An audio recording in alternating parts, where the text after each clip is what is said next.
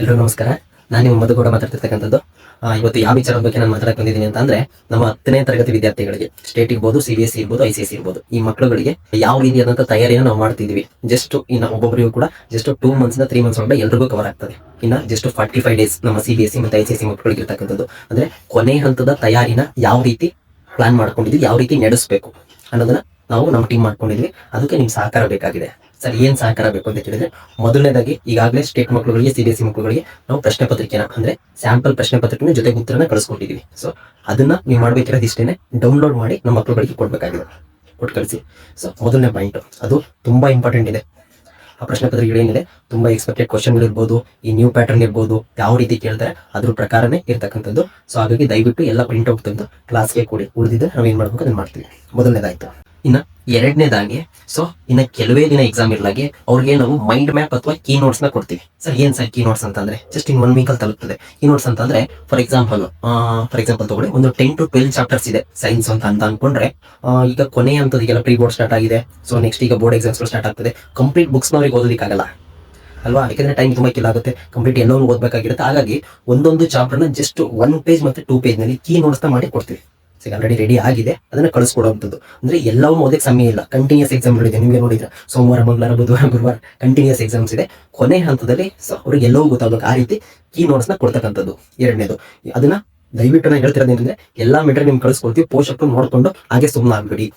ಮಕ್ಕಳುಗಳು ಆಲ್ರೆಡಿ ತಿಳಿಸಿರ್ತೀವಿ, ಆದ್ರೂ ಕೂಡ ಮಕ್ಕಳು ಕೆಲವೊಂದು ನೆಗ್ಲಿಜೆನ್ಸಿ ಮಾಡ್ತಾರೆ. ದಯವಿಟ್ಟು ಆ ಥರ ನೀವು ಕೂಡ ನೆಗ್ಲಿಜೆನ್ಸಿ ಮಾಡಿ, ಏನೇ ಒಂದು ಮೆಟೀರಿಯಲ್ ಬಂದರೂ ಕೂಡ ದಯವಿಟ್ಟು ತುಂಬಾ ಇಂಪಾರ್ಟೆಂಟ್ ಆಗಿದೆ ಈಗ. ಹಾಗಾಗಿ ಅವರಿಗೆ ಡೌನ್ಲೋಡ್ ಮಾಡಿ ಪ್ರಿಂಟ್ಔಟ್ ತೆಗೆಸ್ಬಿಟ್ಟು ನೀವು ಕಳಿಸ್ಕೊಡ್ಬೇಕಾಗಿದೆ. ಒಂದು ಫೈಲ್ ಮಾಡಿ ಯಾವ ರೀತಿ ಕೊಟ್ಟು ಕಳಿಸ್ತೀರಾ ತೊಂದರೆ ಇಲ್ಲ. ಎರಡನೇದು, ಆ ಕೀ ನೋಟ್ಸ್ ತೊಂದಿದೆ, ಅದನ್ನು ಕೂಡ ಕಳಿಸ್ಕೊಡ್ತೀವಿ. ಜೊತೆಗೆ ಪ್ರತಿ ಚಾಪ್ಟರ್ಗೂ ಸೊ ಎಕ್ಸ್ಪೆಕ್ಟೆಡ್ ಕ್ವಶನ್ ಅಂತ ಕೊಡ್ತೀವಿ 5. ಸೊ ತುಂಬಾ ಇಂಪಾರ್ಟೆಂಟ್ ಇರ್ತದೆ, ಆ ಟಾಪಿಕ್ ಮೇಲೆ ಕ್ವಶನ್ ಬರುವಂಥದ್ದು. ಸೊ ಆ ರೀತಿ ನಾವು ಎಲ್ಲ ಪ್ಲಾನ್ ಮಾಡಿ ತೆಗೆದಿರುವಂಥದ್ದು. ಅದನ್ನು ಕೂಡ ನೀವು ಪ್ರಿಂಟ್ಔಟ್ ಮಾಡಿ ತೆಗೆದು ಕೊಡಬೇಕಾಗಿದೆ.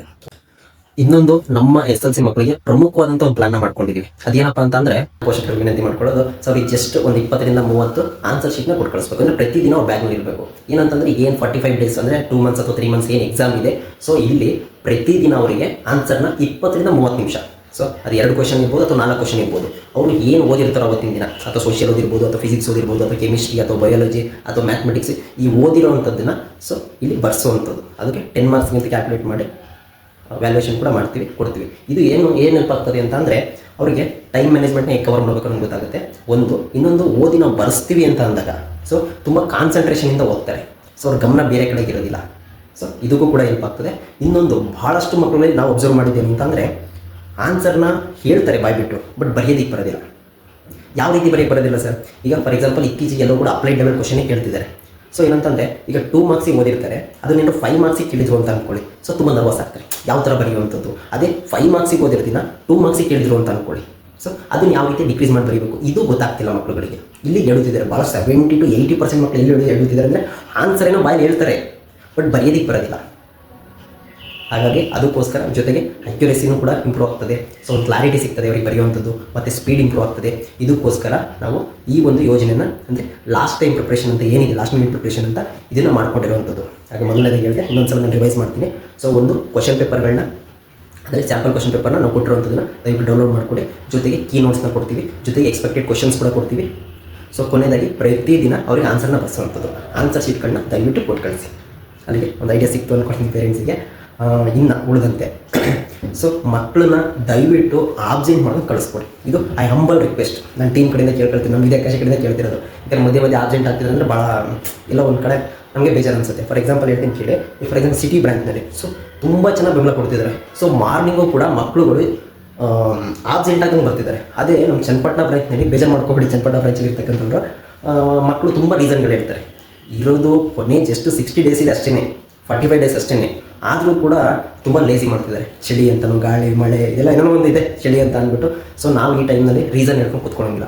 ಅಕಸ್ಮಾತ್ ಹುಷಾರಿಲ್ದಂಗೆ ಆಯಿತು ಅಂತ ಅಂದ್ರೂ ಹಾಸ್ಪಿಟ್ಲಿಗೆ ಒಂದು ಇಂಜೆಕ್ಷನ್ ಅಥವಾ ಟ್ಯಾಬ್ಲೆಟ್ ತೊಗೊಂಡು ಹುಷಾರು ಮಾಡಿಕೊಂಡು ಬಂದು ಬರಬೇಕಾಗಿದೆ. ಸೊ ಒಂದಿಷ್ಟು ನಮ್ಮ ಚನ್ನಪಟ್ಟಣ ಬ್ರಾಂಚ್ ಮಕ್ಕಳುಗಳು ಲೇಸಿ ಮಾಡ್ತಿದ್ದಾರೆ. ದಯವಿಟ್ಟು ಪೇರೆಂಟ್ಸು ನಾನು ಕೇಳ್ಕೊಳ್ಳೋದಿಷ್ಟೇ, ಅದಕ್ಕೆ ಅವಕಾಶ ಮಾಡಿಕೊಡ್ಬೇಡಿ.